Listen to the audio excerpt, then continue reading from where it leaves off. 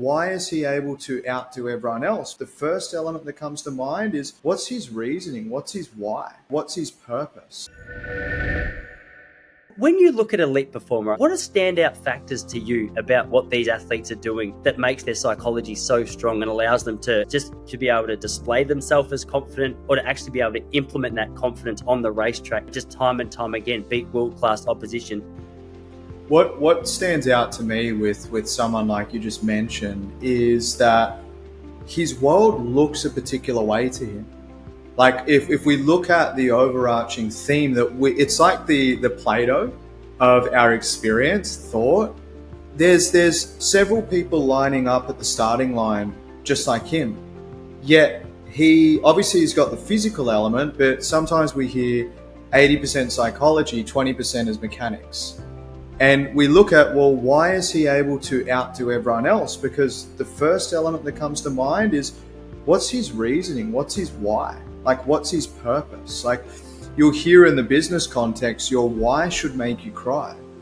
And sometimes for these elite level athletes, like, it's something below awareness. They may not even be aware of it. Like, their world looks a particular way where they're so compelled to achieve that outcome that it comes naturally to them. And then there's others that craft that. So I see that it can either come from a deep place of pain where they felt lack, didn't feel good enough, they experienced a challenge at some point, and then something clicks in their brain where they make a decision. A decision is to cut off from any other option. And then they make a commitment. A commitment is basically a commitment to a whole new way of being in the world. And all of a sudden they're driven, because with the elite level athletes I've worked with, at times, I'm not saying it's a bad thing. I used to go, oh, is it a negative driver? They want to prove people wrong. Like, they actually want to prove the people growing up that told them they wouldn't amount to anything wrong.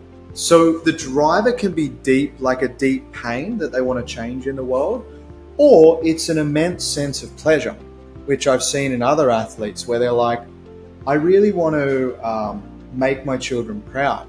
I really want to make my family proud. Like, so it's interesting. It's either, are they being driven towards pleasure and something that inspires them, or are they moving away from like a deep sense of pain that really lit a fire inside of them? And at times, it's both. It's what drives us as human beings.